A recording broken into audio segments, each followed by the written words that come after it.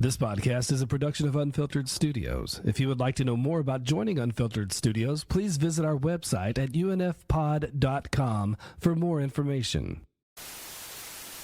You had an interview with, I believe, Desert Sun. You said, the truth of the matter is I'm a middle-class working actor, so I don't select my projects so much as I get selected for a project. 99% of an actor's job is looking for work. We audition. We basically cast our line out there and hope someone bites. I've been fortunate enough to work on a good number of projects where they're really good quality, nice people. Yeah. You don't really hear people, especially in the acting world, admit to being middle class. Like most people from the outside, you assume like, okay, this guy he's on TV all the time. Right. He must be a billionaire. No, it's so funny. Yeah, everybody. And I think maybe that's starting to change because in the old days, people assumed if they saw you on TV, you had $1 million. Mm-hmm. But now, most people, half the people don't watch TV at all, and everybody's on camera all the time. Yeah. So I think people are now starting to understand that being on camera doesn't necessarily mean wealth. But there's also that thing that, especially nowadays, there used to be 3 channels, that everybody in America was watching. And if you showed up on there, you got paid sort of according to that level. Now, there's a cable channel that ain't got but like 400,000 people who watch it every day. Yeah. That if you're on that show, you're making that percentage of the wealth you used to make in the old days. Right. Like when I interviewed John Witherspoon, he said that he made $5,000 for doing Friday. We got paid $5,000 a piece to do that movie. Right. And I guess Ice Cube was going to put up the money himself. Right. But New Line Cinema talked him out of it. They said, look, ain't no sense you losing $2 million. The movie bomb, we just take the hit. The movie grow $300 million. He could have gotten all that. And they're not going to come back and say, we made a lot of money, we're going to give you all a bonus. That ain't some bullshit. That don't happen in Hollywood. Okay, so you made $5,000. $5,000. Everybody else on the show, they're going to say they made more money. Anybody made no money on that movie. No. A buddy of mine was in, the Steve Carell movie, 40-Year-Old Virgin. Yeah. They got paid $300 a day. Yeah. Because it was a low-budget contract. Yeah. And the thing is, I had a friend who flew from LA to Vancouver to work one day for Scale. And Scale is $800. So he maybe broke even. Right. But the thing is, you got to work. You got to work. You got to work to get work. And you talk about 400,000 on these networks. Like to put it in perspective, the Vlad TV YouTube channel gets 1.5 million views a day. Right. Yeah. Every day. Right. Right. So things are shifting. Yeah. If there's a TV series on cable that got consistently 1.5 million, you'd run for 8 years. Nowadays. Yeah. Yeah. Because that's a hit. This is in the old days, that would have been canceled halfway through the first episode. Yeah. Didn't you get 30 million? Screw it. Yeah. Well, people have cut the cord. Yeah. Yeah. I don't have cable anymore. Really? I just have I have Netflix, Hulu, HBO, Showtime, and Amazon Prime. And you pay for their standalone things? Yeah, I pay for all the standalones. Because I've been... And it doesn't even come close to the $220 DirecTV bill that I used to get. Whoa.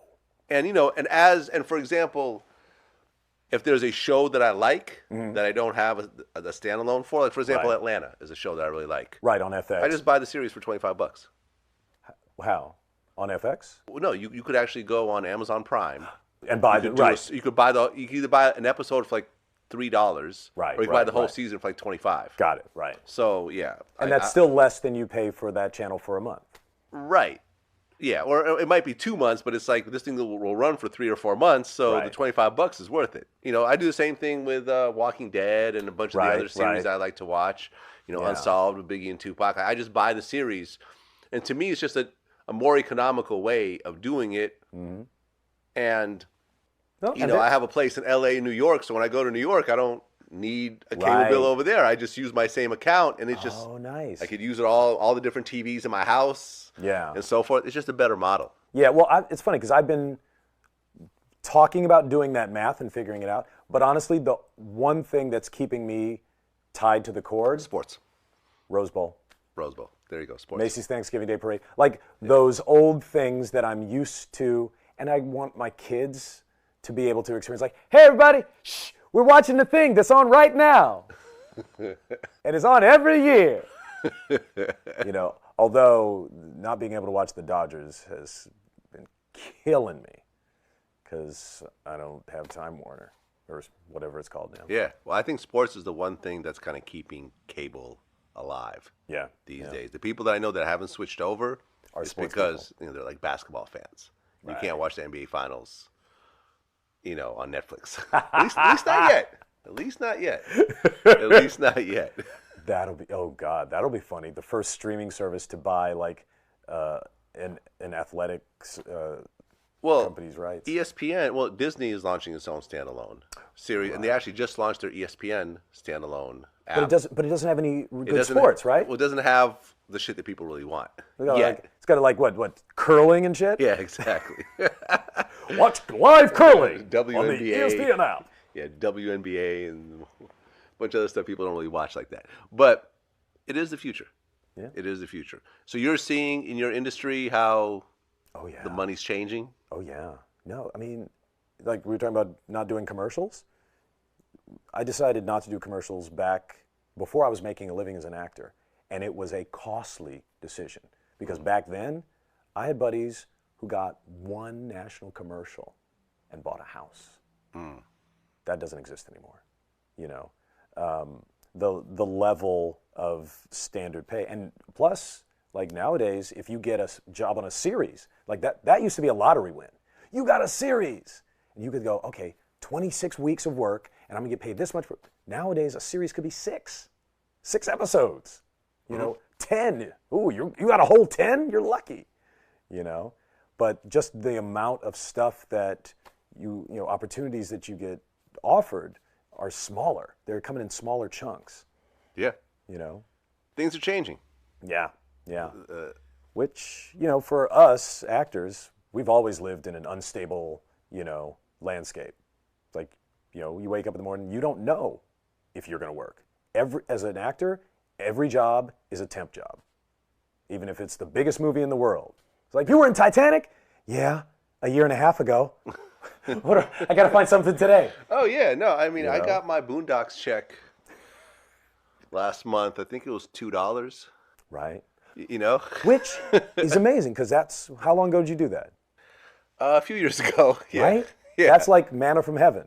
Yeah. But the problem is, these new business models you're talking about, they want to get rid of that.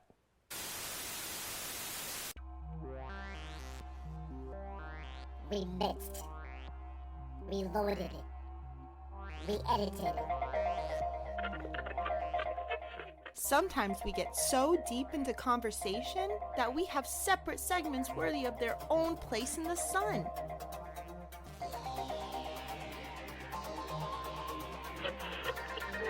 Here is a reshuffled mini episode.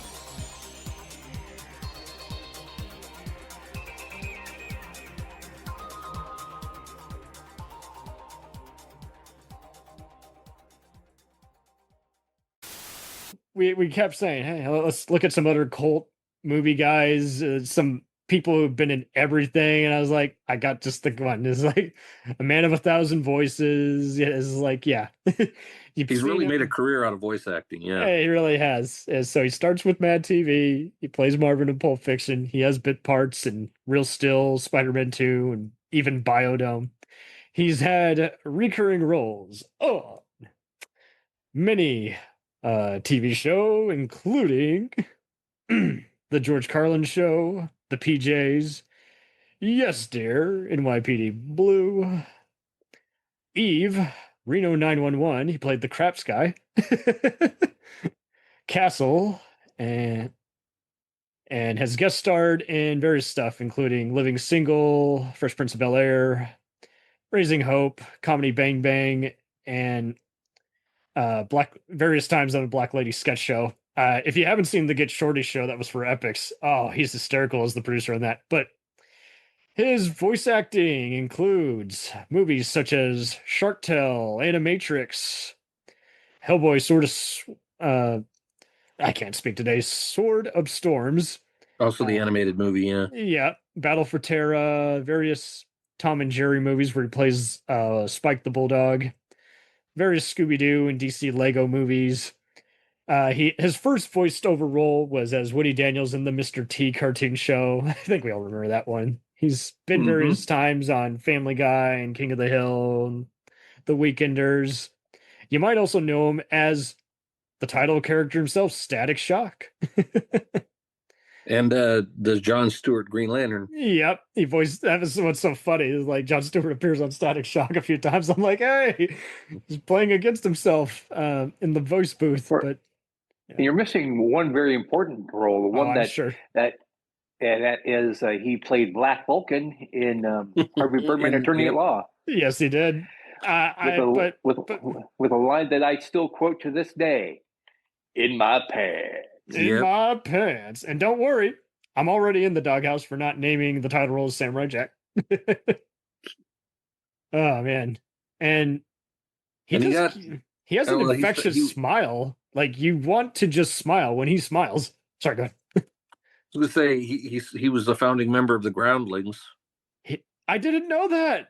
That's awesome. What I read somewhere here. That's awesome. I knew he was part of it. I didn't know he was one of the founding. That's awesome. And then of course Mad TV. Yeah, he was dynamite on there. All of the different personas he would put on. But I didn't realize, I knew he had done, especially listening to him various times on Galaxy Con podcast, all the Star Wars voiceovers he's proud of. But I personally loved him in the LucasArts video game series as Chris Jacobs. He played in Mercenaries, Playground of Destruction. And then he finds himself acting in similar stuff. But yeah, I didn't realize he had some recurring roles in the Metal Gear Solid and Jack and Daxter games. And I think he did Grand Theft Auto, I think, too. Definitely. I'm seeing a lot of True Crime, Streets of LA, and then the Star Wars animated stuff. He's been involved with that. Yeah. Totally. X-Men video games. But yeah, I think by the time I saw him playing Cowboy Curtis in the Pee Wee Herman Live on Broadway stuff that was broadcast on HBO, I was like, see, he never stops staying relevant. He is always on. Everybody knows his face, even if they don't know every voice he's done or every role he's been in. He's one of those guys, because he's a voice actor, he's the one in the background. You know him. You just don't know you know him. There is a bit of that. Sometimes he'll be the lead voice, but it's also not uncommon for him to, much like the Crypt Keeper voice actor John Kassir, to sometimes just be multiple voices. And I thought it was funny, though. I looked at how he had won so many behind the voice actors and streaming awards various times, mainly for his work on the new Ninja Turtles, as well as the Injustice video game and Futurama saga. So I was like, he was Hermes Conrad in Futurama, and plus assorted other voices throughout the series. You got to keep up sometimes. It's like, yeah, he won a supporting performance for Middle Earth Shadow Mordor game. I'm like, holy shit, that's right, he was in that.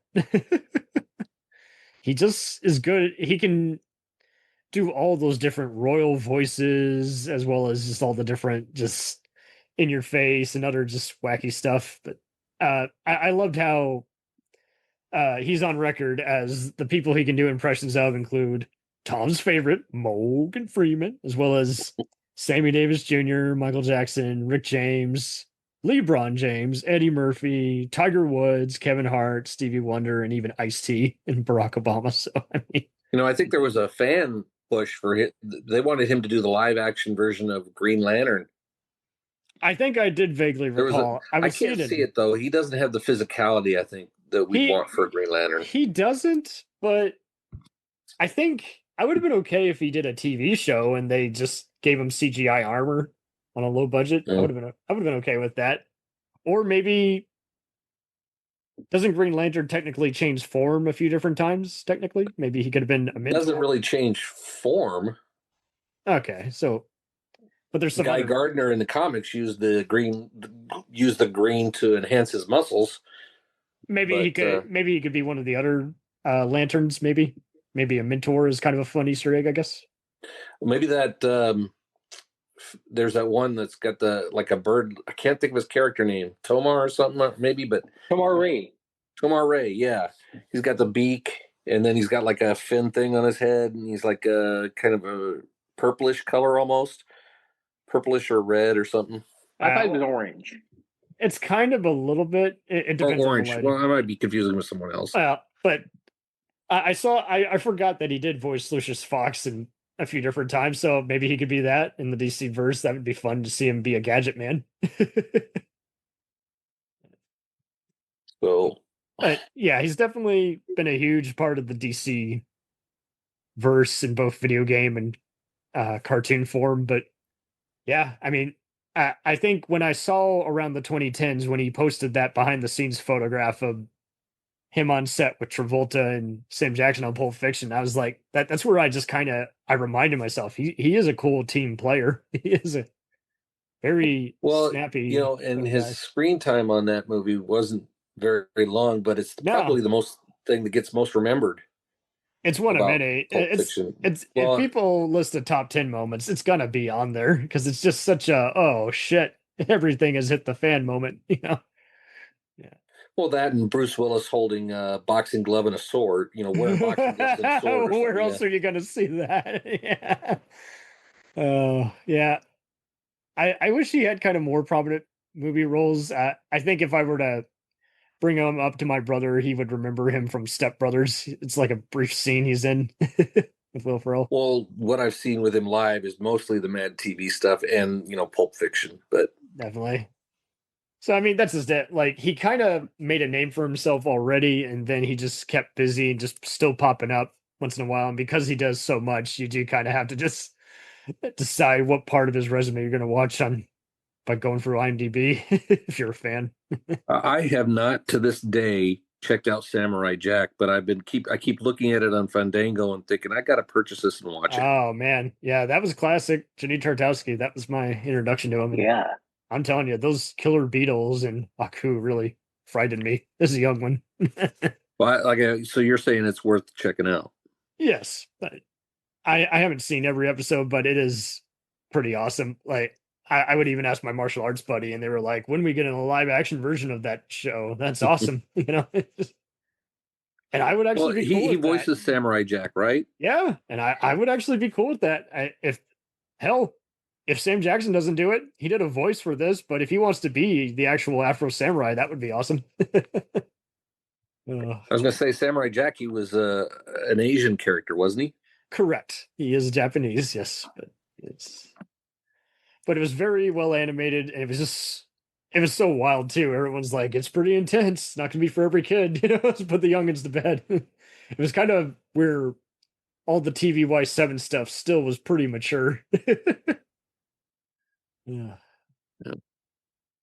It definitely where Cartoon Network started allowing a lot of creativity on their network. Well, and like Thomas said, the Harvey Birdman as Black Vulcan. It is so wild. Yeah, that role. That's Super Bowl.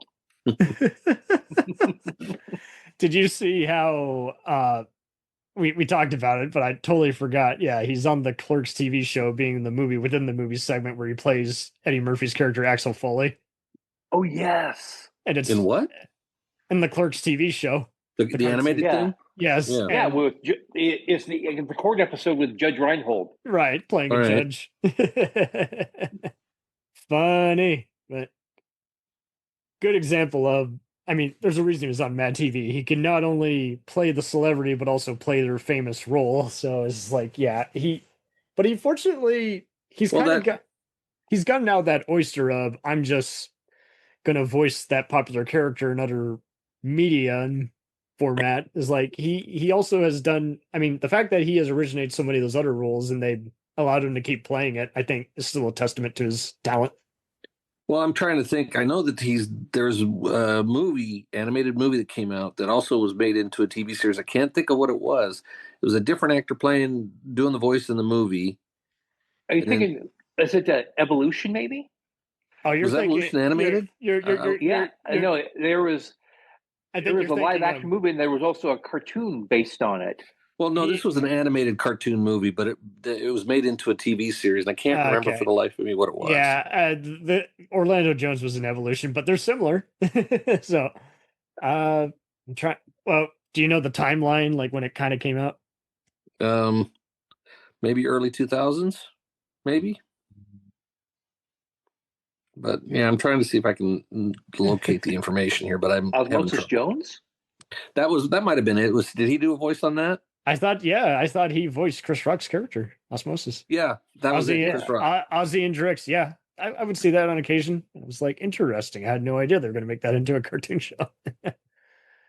He even did Friday the Animated Series, and like many of these actors, he's done a guest spot on just about anything from Supergirl to Jimmy Neutron to even freaking Billy and Mandy, and there's no way he's not going to be on something like the Boondocks. There's no way. Well, yeah, especially considering it was largely black actors. Yes. They always gave him some juicy roles though too. I think that's his long-lasting power and why I view him as one of the best voice actors. I think also again the fact that he is just as comfortable doing a live action role. Like Get Shorty role was just so funny. He's being a producer just begging for his life while being interrogated by other mobsters and other. Was that the movie or the TV show? The TV show. Yes, yeah, TV show, and it's a good cast. Really a lot of fun, but ran for 3 seasons. But yeah, some other stuff that I didn't realize he was on was other stuff like The Lion Guard and Transformers Animated. Proud Family. Did you check any of those out, Tom? I did check out the Proud Family when it was first on, and I actually wasn't half bad. Yeah, it was just kind of an easygoing kind of show. Indicative of the Disney culture of that time period. Mm-hmm. And you mentioned, did you mention the PJs? Yes. Yep. Because that was an Eddie Murphy-driven animated show, and he was doing voices in that. Yep. And much like the coincidentally named Phil Morris, who was actually standing in for Eddie uncredited, he was doing some recurring voices on there. Yeah. If you, much like any voice actor, you can always go to behind the voice actors and see what their character looks like with the research they do, and it's always a lot of fun. And it was never uncommon for me to see him alongside other fellow voice actors like Tara Strong, Gray DeLeslie, Jeff Bennett, and what have you. The who's who of the voice acting world. You got me thinking about other things now. Like I didn't see the cartoon. Well, I saw one cartoon, but like Dumb and Dumber was made into a cartoon. And oh my god! Ace Ventura Pet Detective was made into a cartoon. And so was The Mask. Yeah. In both cases, of course, it was Jim Carrey doing the voices on the movies, or he was the character in the movies. But like, I think it was Matt Frewer that did his character in Dumb and Dumber on the animated series. Something like that, and for a while, that's kind of how it was. Like you would get certain actors is like, I'm the go-to and I'm going to play all these different roles played by this actress. When I had the joy of speaking to Holly Fields, and she was the same way. Is like I kind of became the backup. I'm going to voice a character originally played by Cameron Diaz or Drew Barrymore in a video game or cartoon. So if it's a spin-off like cartoon of Shrek, that's not Cam Diaz, that's Holly Fields, or some. And in addition to that, she's doing some background voices. So I think this is it. Like these are the best kind of voice actors because they are all, like they really do have a lot of range. And of the other interviews I've seen Phil LaMarr in, he was talking about how when he got asked various times to play Bail Organa in all the different Star Wars media, is like, okay, I'm going to start watching some TV shows with Jimmy Smits just so I can imitate his voice. And he did a really good job in the recent animated Babylon 5 movie. Like I seen that movie. I didn't even know he did voices in that. He was Dr. Franklin because the original actor has long left us. Yeah, he'd long since passed away. Yeah. And he was like one of the first ones like announced when like that came out. And I geeked the F out. I was like, perfect. That no one else could give the same amount of meaning to that doctor role as he could. Well, the guy who played that doctor had a certain cadence to his voice. Phil LaMarr, yeah. Phil is just very calculated. He can kind of give it a lot of dramatic beats. He's not going to ham it up or force it in. And I won the Blu-ray real early on eBay by someone selling it, and going for the special features, like a lot of those interviews conducted over Zoom stated how it was like, yeah, we're everyone signed up for this because they're all fans of all these different space operas, and is like the guy standing in for the act for Jakar, since that actor has long left us. Same deal. He's like, I want to sound just like him, so I don't. I want to make you, the fan, happy. I want to make me happy because I love this character. It was a very big, very blessed production. Yeah, Babylon 5 was the one. If they did the animated movie, they had to replace a lot of actor voices. Well, and it was a good use of animation, really. I mean, because they had the whole same unit that was doing a lot of the DC animated stuff for a while, and so it's just like, yeah, it's the best way to continue this for now, because everybody's getting up there in age and everyone else has left us and everyone else is busy. So let's just 5 hours in the voice booth is just going to have to do, Yeah. The guy who played Garibaldi, Anthony Henson, he was good. And yeah, it's just, everyone gave it their all. And it was just awesome seeing that extra special features. Is like, yeah, that was a labor of love. Say what you want about whether you liked the movie or didn't see it. Well, I mean, if you think about it, like, okay, Babylon 5, they did the animated movie, but what if they did the Star Trek thing where they tried to recast all the original characters with different actors? It might be interesting. It might give it a side source of fans, Well, it'll definitely raise some flags for some fans, but would you see Phil LaMarr as that doctor in live action? I could see him doing that. More so than I could see him as Green Lantern. Yeah, I could see that. I mean, and if you wanted to be a Star Trek character, that'd be great. I could totally see him be a Vulcan or counselor or captain of another ship. But yeah, I'd have to. If Tim Russ isn't available. Yeah, no, he'd be playing the younger Tim Russ. No. Phil's too awesome. He's got to be like a new exclusive character. He's got to be like the evil voice of a computer-controlled spaceship or something. Tuvix from another universe. No, maybe, but I don't want to replace Tim Russ. He's awesome.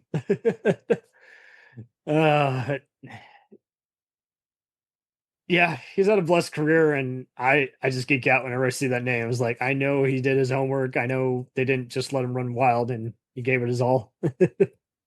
Well, you'd have to remind me of this, and I think I heard Thomas mention the movie. It was Evolution. Yeah. He was live action in that. That was Orlando Jones. Oh, I'm sorry. I'm just saying. Never mind. He's awesome, but different kind of comedian. He was also on Mad TV, if that makes it even more confusing. Yeah. Similar. Did you watch a lot of Mad TV, Tom? Oh, I loved it. I at the time and even today, I think it was a lot better than SNL. Well, during that time period, yeah, I kind of wish it had gone on longer than it did. Even when it wasn't funny, I didn't regret my time. I was just like, yeah, well, at least they gave it their shot. One of his funny characters from that was a UPS guy, I think. There was stuff like that, and again, their voice impressions were always pretty good and on the money, but like I got to the point where it's like, it was kind of, to me, even kind of like when a South Park gag didn't quite land. I still admired that they went there and had the nerve to come up with a gag like that. It's like, hey, that beats it over anything. Just you tried the concept versus you forced it, like some of the lesser SNL stuff. But I can't speak for everybody because, alas, I have had some people on the show who is like, they can't stand Mad TV and they like SNL. And I was like, well, let's just agree to disagree. I just remembered during the time it was on, I was enjoying Mad TV more than SNL. In fact, I haven't watched SNL in probably 20 years.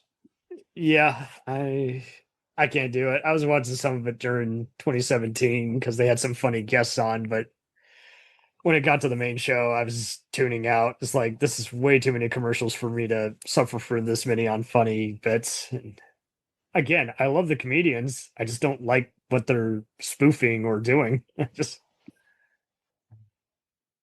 And then, like, his character on Futurama, his main character, which was Hermes Conrad. Yeah. And he even voiced his rival for his wife's affection in that. I can't remember his name, but the dude is almost 60. It's like, he doesn't look it. No, he really doesn't. Am I. I'm almost 60. In fact, I saw he was born the same year I was. Oh. So I might even be a little bit older than he is. Because I was born in April. Oh, well.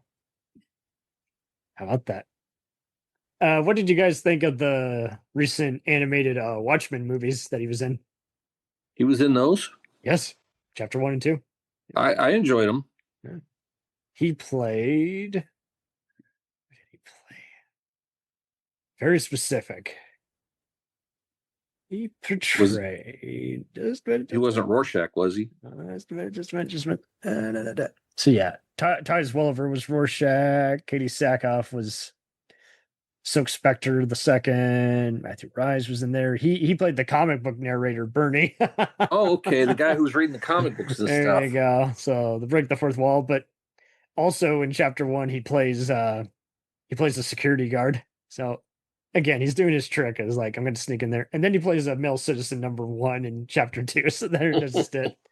He gets to play different roles and have some fun and make each part stand out. So, and I always applauded, say what you want about direct to video, is like, it's always a welcome base for a lot of these animated movies that air on Cartoon Network. And I was always just blown away. It's like, they got so-and-so to voice that famous role. How about that? Well, I'm trying to think, adaptations of comic books, like The Dark Knight Returns. Mm-hmm. That was a 2-parter as well. Yes, it was. That was a pretty good take. Peter Weller. And I did like the Watchmen movie. Did you like the fact that the comic book or the cartoon series thing had more of the book in it?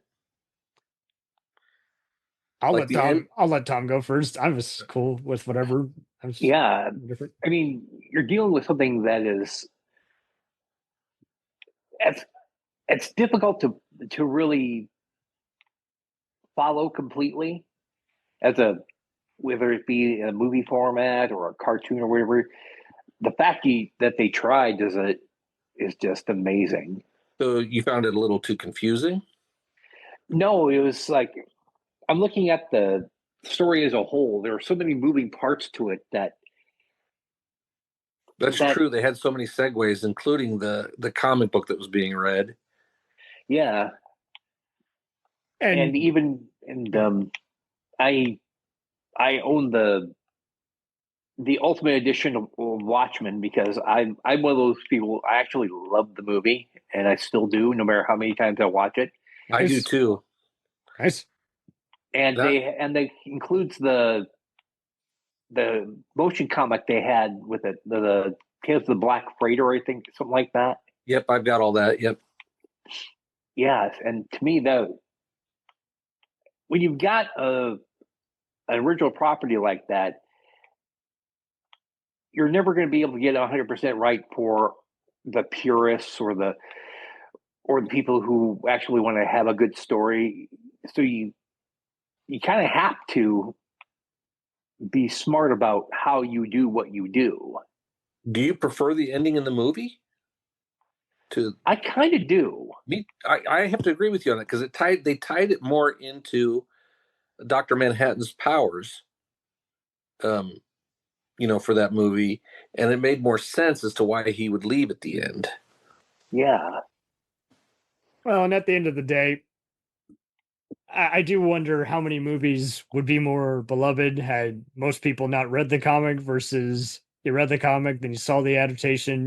There's always so much to conjure up. There's plenty of movies where it's like, I had fun with it, but I consider it like kind of like a mirror universe kind of that character. That's not the main version I want of the character, but Was it acceptable? Sure. You have to kind of play a game of eeny, meeny, miny, moe sometimes. It's just like, hey, just the one essential for Watchmen is it's not your typical superhero movie. It's more like a murder mystery.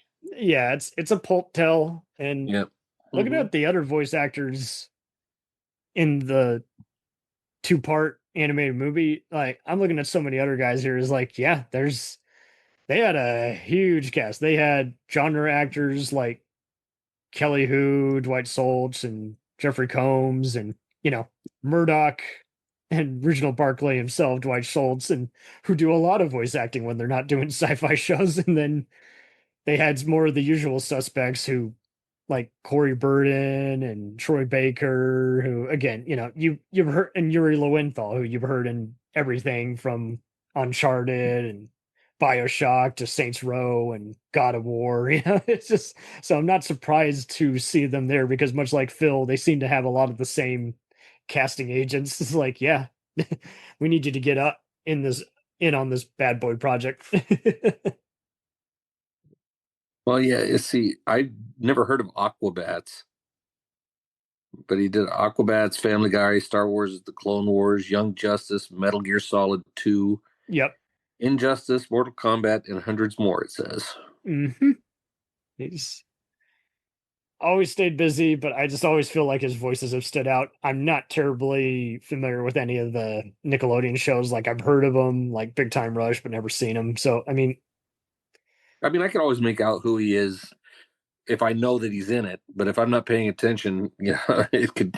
He does do some blink and miss it cameos, and then there's other movies where it's like, oh, that's right, he was in that. Like, I forgot he was in Scooby-Doo and the Loch Ness Monster. But the one he will be forever most known for is getting shot by Travolta accidentally. Maybe for on-screen roles, but what would you say is his biggest voice acting role? I gotta go. I'm more familiar with Hermes Conrad in Futurama. Right. Hey, cool. I'm gonna go. And I guess the Green Lantern. I'm definitely. Okay, cool. I'm gonna go with Samurai Jack and Static Shock. I just kind of have a little more. Maybe nostalgia is blinding me on that, but I just like, yeah, like he's totally voicing that role. Have you ever read the comic book for Static Shock? I haven't. Okay, well, I have not read the comic or watched the cartoon. So, but did you like the cartoon a lot? Oh, I watched it a bunch. It was the cartoon was awesome, and he got to be in that with so many other TV actors like Danica McKellar, as well as other fellow voice actors like Kevin Michael Richardson and Kevin Conroy would show up every once in a while as Batman. He appeared in an episode of Seinfeld, the Face Painter episode, as Earl the Friend. That's early in his career for sure. Oh, awesome. As did Phil Morris. As what? Yeah, Phil Morris was on Seinfeld. Yep. He was Jackie, the lawyer. Oh, and Phil's always a delight when you hear him in interviews. He will talk about the crazy business and how he got certain roles by whatever crazy casting auditions.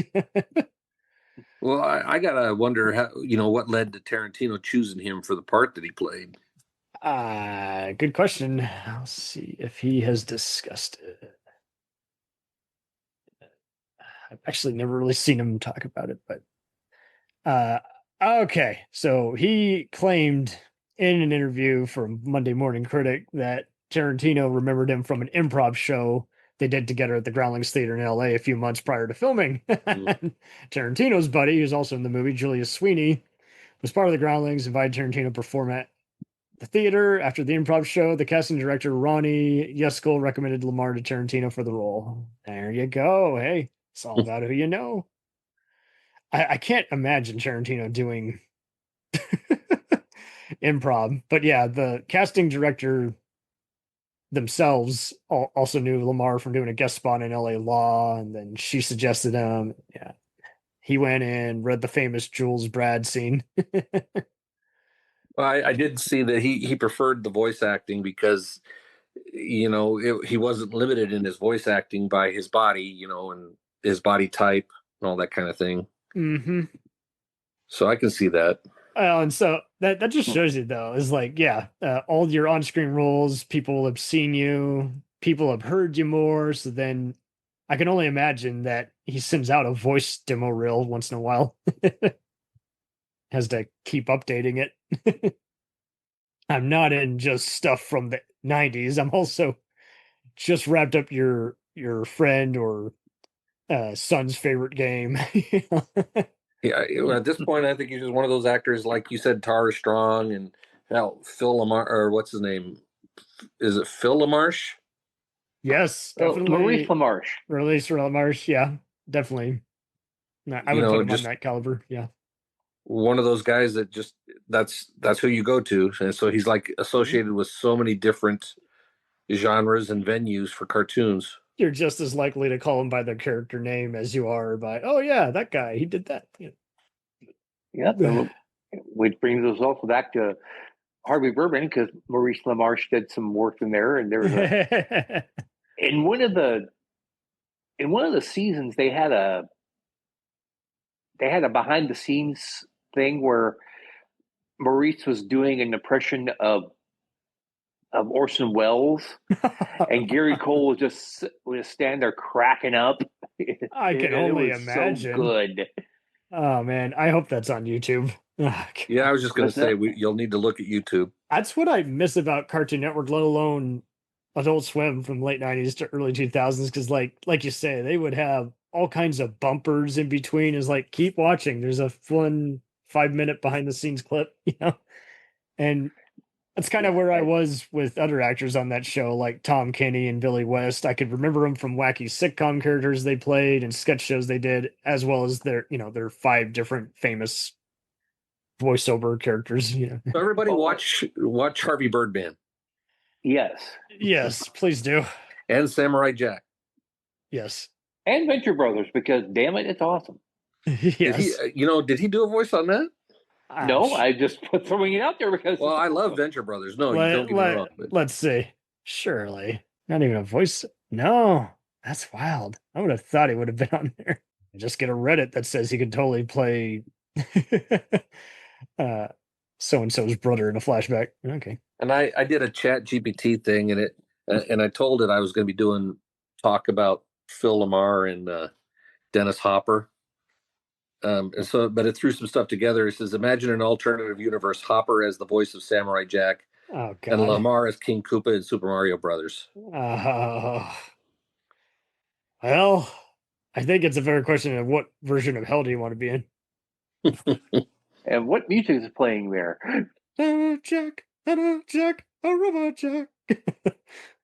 Well, I figured you'd want to try to do an impression of Dennis Hopper there. I can't enter that realm of hell. But I might be able to cobble one together, but it would take just watching him and kind of getting his voice and the mannerisms down. And oh man, not as easy as what's his name? Pretty soon, ChatGPT is going to be creating voices. It's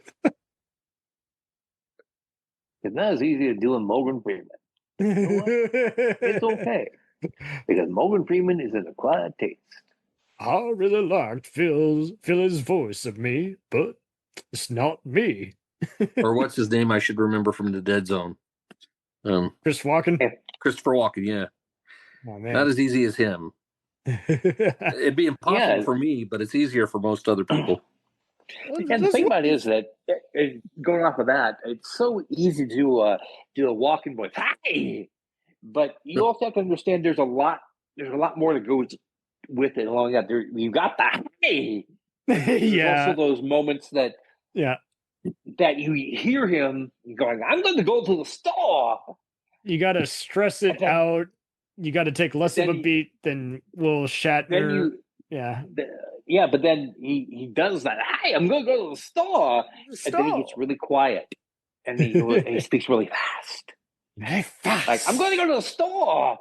Plus, if you're going to do a total, impersonation of him, now you got to be able to dance and run around like him. I'm a star. I'm going to the store. I'm a hustler. You know, being a voice actor, Thomas, you and JJ could probably do it. I certainly could not.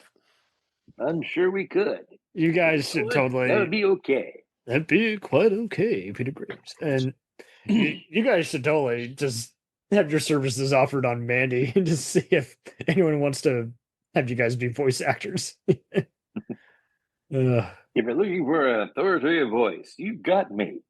I have a voice that makes leopards purr.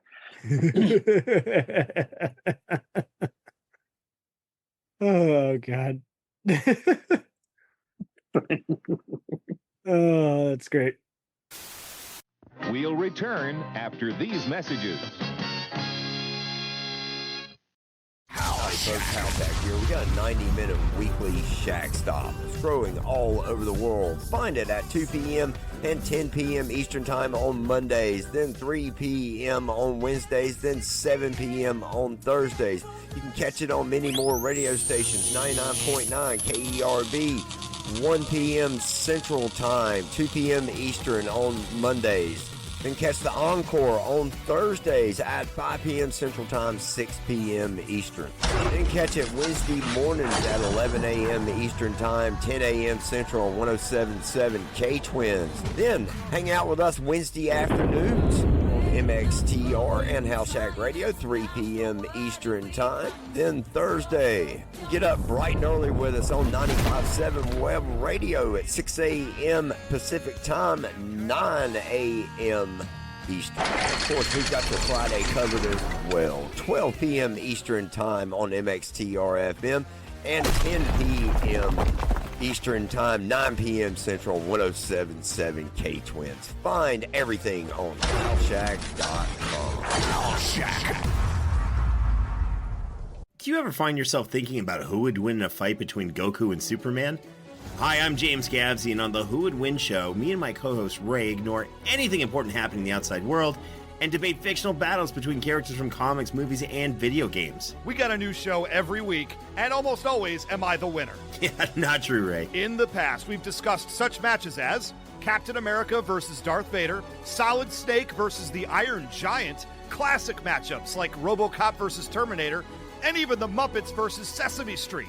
That one was crazy. So if you're a fan of geek culture and love a spirited debate, check out the Who Would Win show wherever you get your podcasts, or check us out at whowouldwinshow.com.